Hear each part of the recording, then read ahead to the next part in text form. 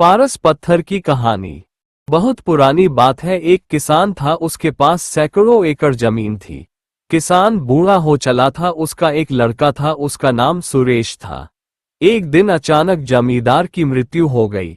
अब सारी जमीन की देखभाल उसके लड़के सुरेश के ऊपर आ गई। लेकिन सुरेश को खेती बाड़ी और मेहनत करना अच्छा नहीं लगता था। वह जल्द ही बहुत अमीर बनना चाहता था। तभी किसी ने उसे पारस पत्थर के बारे में बतलाया। पारस पत्थर एक ऐसा पत्थर होता है जिसे किसी भी धातु से स्पर्श करने पर वह धातु सोना बन जाती है।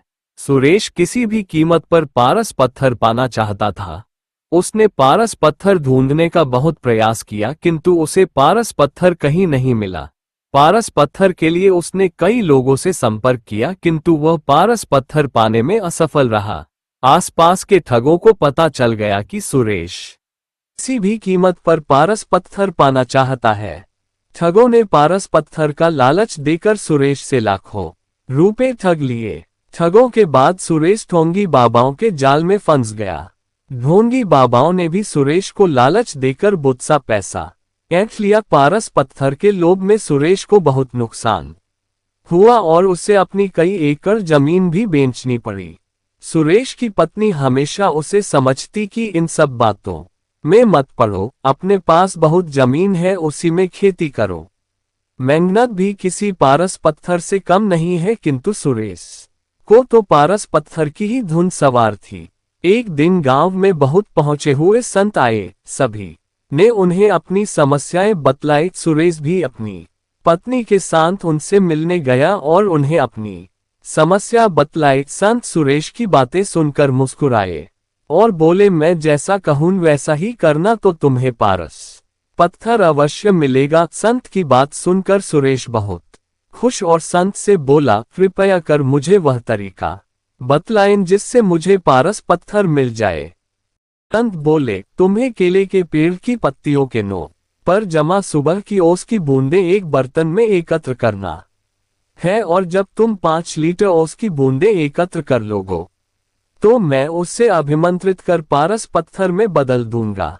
लेकिन याद रहे, ओस की बूंदों में तुम पानी मिलाकर धोखा देने का प्रयास करोगे तो तुम्हारी पूरी मेहनत पर पानी फिर जाएगा और ओस की बूंदें पारस पत्थर नहीं बन पाएंगी। ये काम बहुत कठिन था। सबसे पहले सुरेश ने अपनी कुछ जमीन पर केले के पेड़ लगाए। केले के पेड़ धीरे धीरे बढ़ रहे थे, किंतु इतने पेड़ों से वह ओस की सिर्फ कुछ ही बूंदे एकत्र कर पा रहा था। उसे लगा, इतने केले के पौधों से 5 लीटर ओस एकत्र करने में तो उसे सालों लग जाएंगे। उसने फिर कुछ केले के पौधे और लगाए।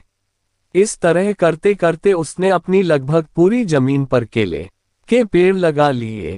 सुरेश अब इन केलों के पौधों को पानी देता और उनकी देखभाल करता था। 2 साल की अथक मेहनत के बाद सुरेश 5 लीटर ओस के बूंदे एकत्र कर पाया और अत्यधिक प्रसन्न होकर साधु महाराज के पास गया और उन्हें 5 लीटर ओस की बूंदों से भरा बर्तन देते हुए बोला, साधु महाराज, आपकी आज्ञा अनुसार मैंने 2 साल की अथक मेहनत के बाद ये 5 लीटर ओस की बूंदें एकत्र कर ली हैं। कृपया अब इन्हें पारस पत्थर में बदल दीजिए।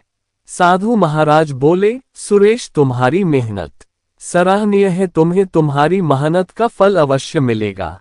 कल जब तुम आओगे तो अपनी पत्नी को भी साथ लाना। सुरेश खुश होकर अपने घर चला गया और पत्नी को सारी बात बतलाई। दूसरे दिन दोनों पति पत्नी जल्दी उठकर नहा धोकर साधु के पास पहुंचे। साधु ने सुरेश को देखकर कहा, सुरेश, मैंने ओस की बूंदों को पारस पत्थर में बदलने के बहुत प्रयास किया, किंतु मैं उन्हें पारस पत्थर में नहीं बदल सका। ये सुनकर सुरेश बहुत उदास हुआ और साधु से बोला, आपके कहे अनुसार मैंने 2 साल अथक मेहनत करके 5 लीटर ओस की बूंदें एकत्र की, किंतु मेरी मेहनत बेकार गई। अपने भी दूसरे लोगों की तरह मुझसे झूठ बोला। सुरेश की बात सुनकर साधु बोले, बेटा, मेहनत कभी भी बेकार नहीं जाती। तुम्हारी पत्नी के हाथ में जो पोटरी है उससे खोलो। सुरेश ने उसकी पत्नी के हाथ में रखी पोटरी खोली तो देखकर दंग रह गया। उसमें सोने चांदी के आभूषण और कीमती रत्न थे। साधु बोले, सुरेश, ये तुम्हारी मेहनत का फल है जो किसी पारस पत्थर से कम नहीं है। सुरेश ने कहा, यह मेरी मेहनत का फल कैसे हुआ? साधु बोले, तुमने 2 साल से मेहनत करके जो केले के पौधे लगाए थे, 2 साल से उनमें फल भी लग रहे हैं, किंतु तुम्हारा पूरा ध्यान पारस पत्थर और उसकी बूंदों पर था और तुमने फलों पर ध्यान ही नहीं दिया, किंतु तुम्हारी पत्नी इन फलों को बाजार भिजवा दिया करती थी और ये सारे आभूषण और रत्न फलों की बिक्री से आए पैसों को बेचकर खरीदे हैं। सुरेश ने मुस्कुराते हुए उसकी पत्नी की तरफ देखा और बोला, तुम सही थी जो हमेशा कहती थी कि मेहनत से बड़ा कोई पारस पत्थर नहीं होता। सुरेश साधु की तरफ हाथ जोड़कर बोला, आपने मेरी आंखें खोल दी, अब मैं हमेशा मेहनत करूंगा और पैसा कमाने के लिए कोई शॉर्टकट नहीं अपनाऊंगा। सुरेश अब खूब मेहनत करने लगा और अपनी मेहनत से समाज में खोया रुतबा फिर से प्राप्त कर लिया। शिक्षा, मेहनत से कुछ भी पाया जा सकता है।